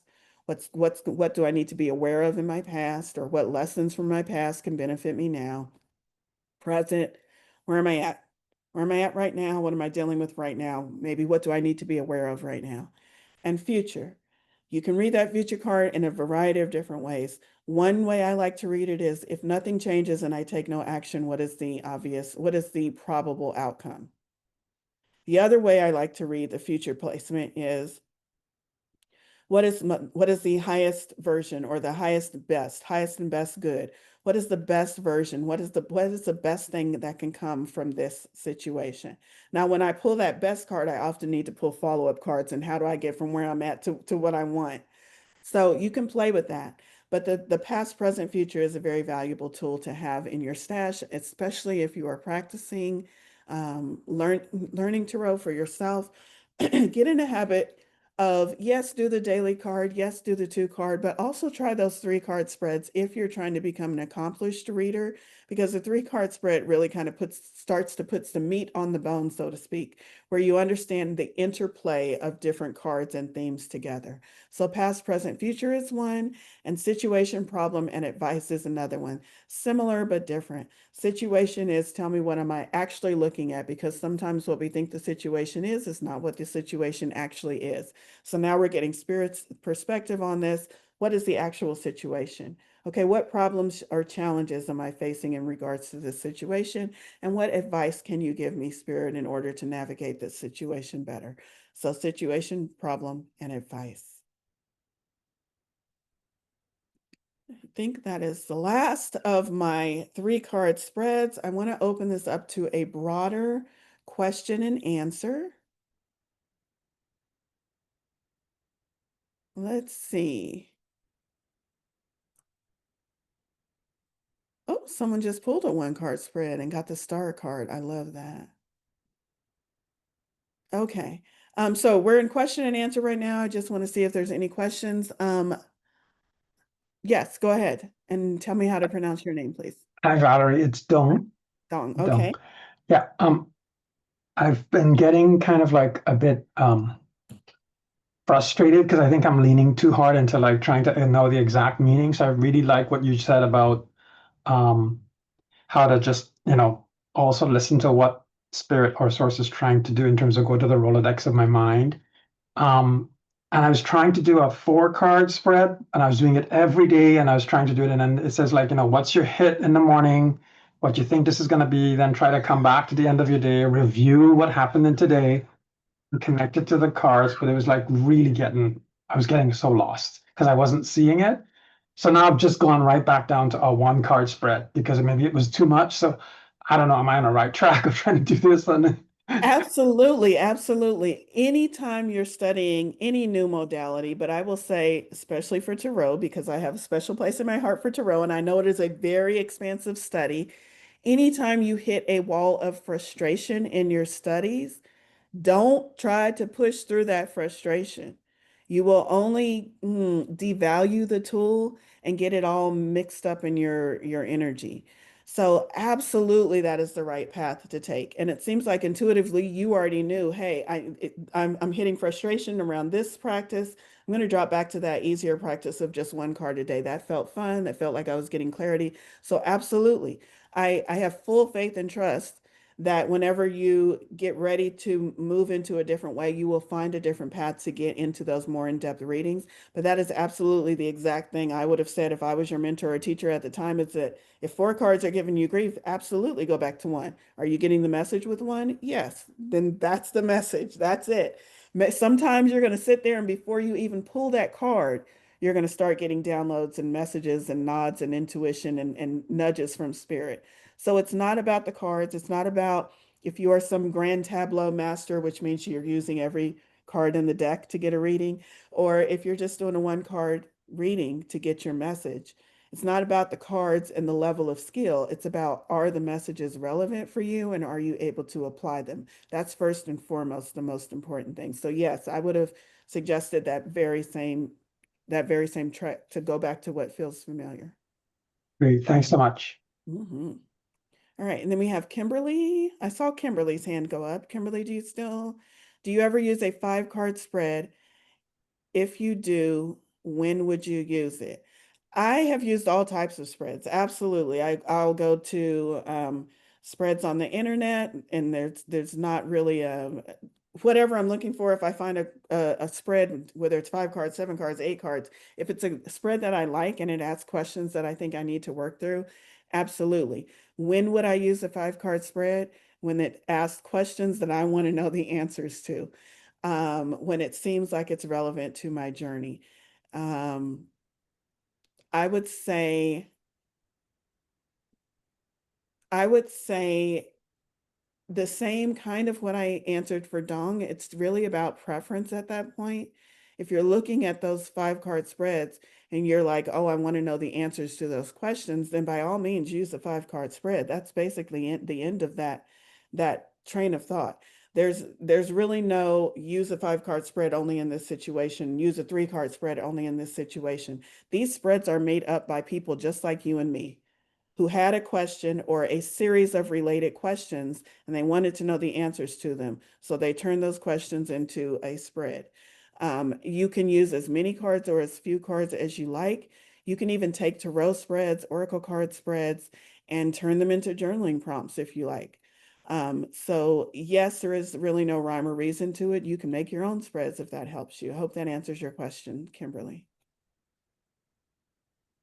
Maybe give me a thumbs up or, oh, there's a lot of you in this room, so I'm not going to scroll. Kimberly, if that did not answer your question, please put another one. Okay, there says, yes, thank you. All right, go ahead, Buana. Yeah, I have a couple of questions. So my first question goes as like, how come, I mean, do we have to consider something while we are shuffling or cutting or the deck? I mean, do you say something about it? That's a great question. And so this is talking about getting yourself ready for a reading and how do you prepare your cards and what do you do and is there a ritual to it? And to that I say yes. And it's a build your own ritual kind of thing. When I teach tarot, I do teach some very specific ways and different ways that you might want to handle your deck. But that's just because that's what's worked for me and that's what's worked for many people. If you find that there's an aspect or a certain situation that doesn't quite work for you or a piece of a ritual that you don't actually like, take it out and replace it with one that actually works for you. Some ways that I work for me is when I shuffle my deck. You may have seen me, I don't know if I was holding it on camera. I shuffle in all different ways. Sometimes I shuffle like this. Sometimes I put them down and I do the two separate and I drill them into each other. I don't have a one way that this is the holy sacred way that does it. It's just whatever I feel like in the moment. And then when I'm pulling cards, I usually do not pull from the top. Sometimes I do, but I usually do not pull from the top. Again, many readers will shuffle until they feel good with it and pull from the top. There is no right or wrong way. When I pull my cards, I shuffle them out like this and I wait until Spirit tells me, oh, that's the one. And then I pull that card out of the deck. There's so many different ways to shuffle cards, to pull cards, to talk to your cards. I know somebody that pulls her cards up like this and whispers the question she wants into her cards, and I love watching her do that. Sometimes I do, sometimes I don't. That's not one of my standards or one of my norms. For me, and this is because this is how I receive my insights and the process that I work through. For me, I do like to pose my question mentally and energetically before I pull a card. That's not to say that that's the only way to do it because I know other people that pull the cards and then ask the question. It's totally up to you and what works for you. So I do like to energetically ask my question and then pull the cards. And oftentimes I will almost always pull my cards and face them down so that I don't even know what the cards are until I'm done with all my questions. And then I'll go back and turn the cards up. That's just my own personal style. There is no right or wrong way. There are so many different ways to do it. I would encourage finding one way to start with, practicing that way and figuring out what you do and what you don't like about that particular ritual, that particular setup, and then moving in different things that feel good for you. Try many different things until you find one that feels really good, one that you find yourself kind of doing naturally, that kind of sets you up and preps your energy for receiving those messages. Did that answer your question? Yes, but I have another question. So my next question is like, do you prefer the person who's asking the question pull out the card, or should I pull it out on my own? That's a great question because I get so many questions. I get so many people who will sit down across from me and not quite know, like, am I supposed to touch the cards or you touch the cards? So that's a great question. And there are some people who will tell you to absolutely never let anyone touch your deck. And there's other people who will say, oh, they have to touch the deck in order for you to get an understanding of what their energy is. It's up to you. There is, So, I mean, you feel like their negative energy or, something might interfere into the it purity of the could. cards or something? It could, but again, that's going to depend on your belief system. That's Okay. going to depend on whatever safeguards you may have put in place.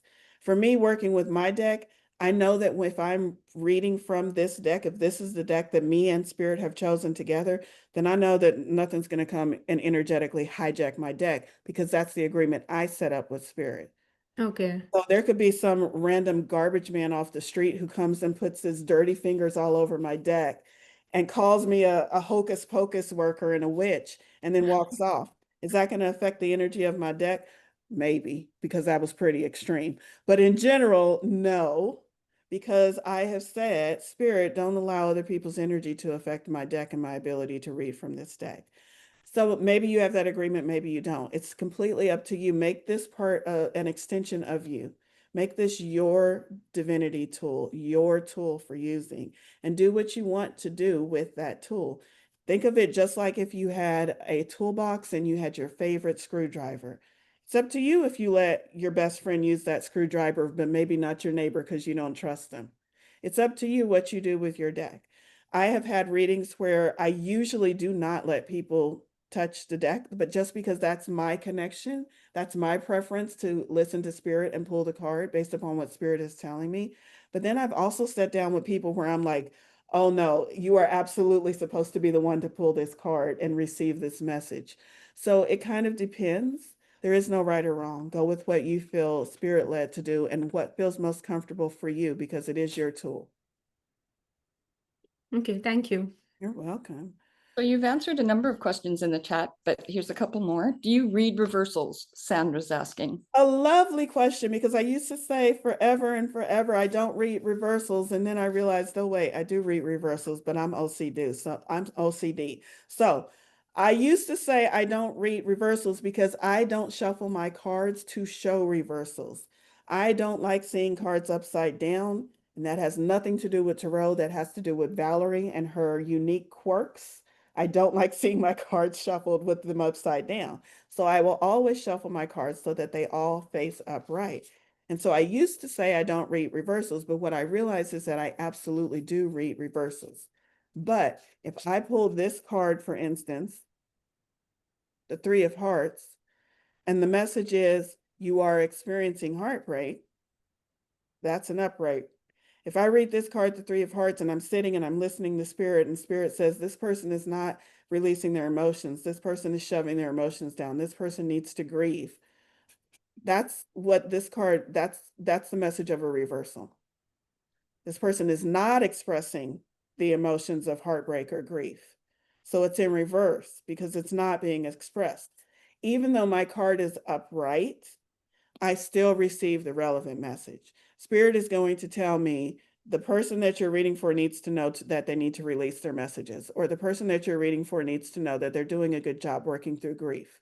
My cards don't need to be reversed in order for me to still get the upright and reversal message. I hope I didn't confuse that with too many words. The short answer is I read reversals, but my cards are not reversed. Okay, the next question from Lisa. How do you clear your cards and space between readings? And do you need to recharge with intention every time? When I am doing readings in a setting like a fair where I'm reading for several people and there's several people sitting down and getting up and moving into my space, I almost always have a wand of selenite or a small piece of selenite on my table. Selenite is a crystal meant for clearing energy, and I almost always have one on my table. I often will inconspicuously locate that crystal between myself and the person I'm reading for. So it's often not sitting over to the side. It's often positioned somewhere on my table where it's between my energy and their energy. I consider that another way for me to keep my table, my setting, my cards, any of my other crystals and tools clear of the energy. For me, that helps me create that sacred space. So do I clear between readings? Sometimes. When I've given a very heavy, emotionally charged reading, I will often bring more than one deck, and I will usually set that deck aside, set it right on top of a selenite crystal, pull out another deck, and do my next reading. And I give that deck a chance to be cleared of the energy and also a chance to recharge. That's my personal method. It's not something that is you have to do it this way, but I find that when I'm doing several readings throughout the day, I do have multiple decks available. And sometimes I do need to give a deck a rest or clear that deck while I'm working with another deck. So yes, I do clear between readings, but sometimes I'm able to do back-to-back readings if the energy is not heavy and it doesn't give me any, I don't have to stop every time. I clear it when I feel the need to clear it. I hope that makes sense. Okay, another question. Do you need to cleanse your selenite crystals also? For me, selenite has been a mostly self-clearing crystal.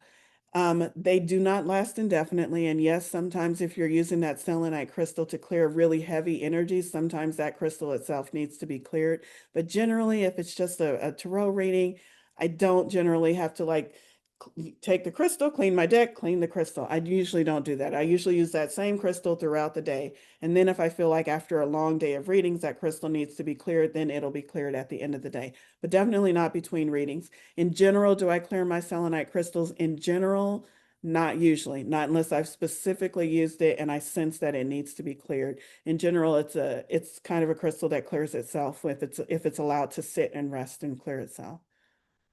Okay, that's it for the questions. All right. Any other questions about the deck? Things that we've gone over, how to set yourself up for success before we move on? Did you want to put your links in soon? I will. Okay. Ask if it's possible to do a full moon. Is it possible to do a full moon cleanse without direct moonlight? Yes, because it is your intention and your knowledge that that is where the moon is placed in the sky, and you can call those energies in to clear your deck, and you can still work with energies. Just because we can't see those energies, because I don't think any of us actually see energy, just because we can't see the source of where we think that energy is emanating from does not mean that we cannot work from that energy. Call it in and allow it to clear your deck or clear your workspace, whatever it is you're working with. All right, let's move on because I want to give you this list of resources. Can I copy this from the screen? I don't think I can. Whoops, let me go back. All right, geez, one moment. I got ahead of myself there. And I don't know why I can't go backwards on these cards. I'm going to get it up here for just in just a second, you all. Sorry about that.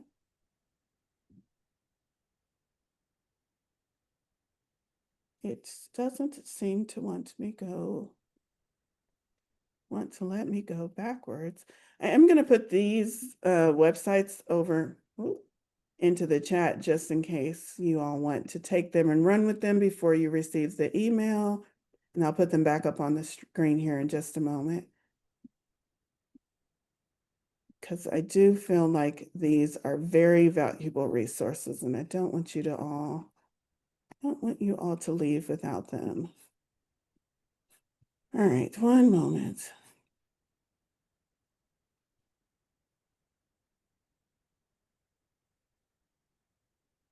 Let's see. All right. Here are some very, very valuable websites that I invite you all to visit. Biddy Tarot. Biddy Tarot is a wealth of information. She gives basic information and also kind of tells the fool's journey story in her own way. Tarot.com. Tarot.com for the major arcana. Again, these links have been dropped over in chat. Refinery29.com, Tarot court card meetings. So if you want a deeper look at the court cards, I invite you to visit that website. And labyrinthos.co. an overseas, so it's not .com, it's an overseas website, Labyrinthos, tarot card meaning list. I go to Labyrinthos even now all the time. That gives you the full 78 cards. It gives you themes, it gives you uprights, it gives you reversals, it gives you a section on how to apply this card meaning if you're giving a love reading, if you're giving a career reading. So I really like labyrinthos.co, especially if you're learning and you want to get a more in-depth understanding of each of these cards. And these meanings are based upon the Rider-Waite-Smith deck as well. So you can follow along with the more traditional meanings from that deck. All right. So those are resources of websites. These are books. The Tarot, History, Symbolism, and Divination by Robert M. Place is a great book to get into the backstories like the Egyptian Tarot and the Tarot de Marseille and some other decks and where they come from, because this talks about the history of all of those decks and how they became, how they all kind of interplay with each other. Tarot for Yourself by Mary K. Greer. Tarot for Yourself is a workbook. She's published several workbooks and even I was going to say something, new additions to the older ones. She is an amazing tarot reader and she goes deep, but I love how she makes it practical, because she helps you work through, what does this actually mean for myself? Yes, she's going to teach you what the tarot means traditionally, but she's also going to teach you how to apply that in practical terms. Mary K. Greer was a very big teacher for me. I have one of her books that is very well weathered. I've gone through it many times. I have one of her workbooks. So I can't say enough about Mary K. Greer and her workbooks. Tarot for Yourself is one of my favorites, but she has quite a few. And then the Tarot Directory by Sarah Bartlett. It's an easier read. It's a smaller book, but the Tarot Directory, I did get some information out of that book as well for this presentation, so I wanted to link that. I have probably easily 10 or more books on tarot. So if these books, no, I'm going to give these as a starting point. I was going to say I can always recommend more. I can always recommend more, because I have quite a few that are my go-to books. But these three will give you a good solid start. All right, let's wrap it up. I want to very quickly, I know we're over time, but if you're still with me, hang in there a few more minutes, because I want to give you a sneak peek at what happens in my more comprehensive, in-depth teachings, especially in what's coming up for you for the major arcana. If you want to stay with me for your learning journal, this is how in-depth we go when we look at these cards. Now, this is the Ace of Wands. So I've already talked about, this is an actual slide in one of my presentations. At this point, I've already talked about what aces mean, and I've already talked about what wands mean, and we're digging into the individual meaning of this card. And I tell you that this card, I tell you about the symbolism, and I geek out on the symbolism. I so love the symbolism in tarot. So this one has a castle in the background, and it has a branch, and it's got leaves, and doesn't matter how many leaves, doesn't matter what position the leaves are in, and it's got a hand, and it's got clouds. Well, do all those things mean something, or is it just a pretty picture? We talk about all of that. So in here, it talks about what the castle means. It talks about what the branch means. This is what we go into in depth in my courses. It talks about how, yes, the number of those leaves actually has correspondence to the Kabbalah and the yads and how many there are. So yes, we go in depth, what the hills and the mountains mean in the tarot. Challenges ahead of you on your path to your goal to getting to the castle in the background. So then after we talk about all the symbols of the card, we go over the actual individual meanings for each one of the cards, not in an overall way, but in each one of the cards. So we talk about how the Ace of Wands is new beginnings, fresh start, new opportunities, growth, potential. In a reading, what this card means for you in a reading. It's telling you to follow your passion. Now is the time to take action. You can read that for yourself.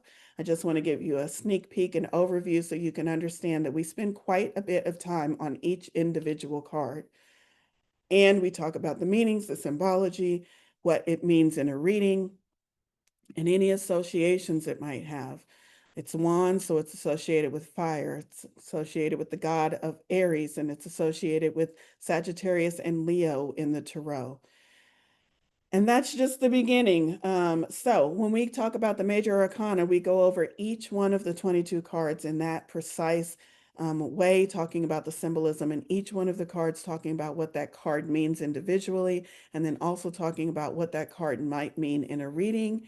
And then we also talk about how this card could be an answer to a specific question, or how it would be an answer to a specific question. So I love, love, love teaching the tarot because I really love doing these deep dives on the cards. So what's coming up? If you're ready to go deeper, I have a live interactive online class for the major arcana, which is just that first section, the major overarching life themes. It's called The Fool's Journey, a Tarot Major Arcana Mastery Series. This is 3 days. On each one of those days, we have a 2-hour session. So you're getting a total of 6 hours of me in a live class setting. You get to ask your questions. We get to go back and forth, interactive setting. And that course is just $147 or 2 payments of $75. I'm giving y'all a payment plan, y'all. I'm going to drop the links here in just a minute. Or you can take, if you're just like, no, I don't want to be live, I just give it to me all at once. You can take the whole course from major arcana, minor arcana all together, but it's not me live. It's just all pre-recorded content, self-paced. You can take that whole course for $222. I know y'all like the live and interactive. I do too. So take whichever one is best suited for you. If you are like, oh my God, this is so good and this is so great, I'm not quite ready to dig into tarot, but I do want to figure out my psychic abilities and how I can use divination tools more, then you might be interested in the psychic development course that myself and Ari are teaching, which is later this month, August 31st. And right now, if you just want psychic development, not tarot specific, this is a full day seminar from 10 a.m. to 5 p.m. Central Time, and it's only half price at $125 right now. So that's what I have for you as far as ways to follow up. I'm going to drop those links in the chat real quick, and then we Drop will. them in, Valerie. Did you? Yep. You have my course links All, too? all 3 of them. Oh, you went to the website already? No, you have them in there. Oh, okay, perfect. Oh, thank you. Yay, look at that. It's good to have an assistant, y'all. Thank you for that, Jacqueline. All right. So it's already all over there. I hope you all are taking advantage of those. I would love, love, love to see you back for the Major Arcana. I'm super excited to be teaching that course. And I want to pause and just see, are there any other questions? The psychic development link isn't working. I'm not sure. It seems to be working for me. Let me Yep. try it again just to It's see. working for me. Okay. Okay. Any questions over? Yes, Elizabeth. Oh, where is she? Oh, there she is. Here you go. There, we got to unmute you. Thank you, Jacqueline. I just want to say thank you guys. Thank you so much for hosting this today. This was phenomenal. And I had notes for my tarot notebook. I went and grabbed it. I was like, oh, this is gonna be good. So I have all these notes now, and all this like, make sure you Google this part. So this has been phenomenal. Thank you so much. Yes, thank you, Elizabeth. And that is such a compliment. For those of you that don't know Elizabeth, please drop your meetup group in the chat. Elizabeth is also a very accomplished tarot reader, so it's always makes me feel good when other accomplished readers come to my class and actually learn something as well. So also go follow Elizabeth Willow Root Tarot. She has such an amazing way of looking at the cards, and I learn something from Elizabeth every time I go to one of her readings of the cards as well. So thank you for that comment. Any other questions or anything else that you all learned that you enjoyed that you'd like to share before we say adieu? All right. Everything is good. Good seeing everyone on camera. Thank you so much, everyone who attended. I hope you all follow up, sign up for those future classes. At the very least, just stay in contact, get on my newsletter list, and stay in the loop to see what other events come out soon. Thanks, everyone. Thank you so much, Kathy and Jacqueline, for helping out today.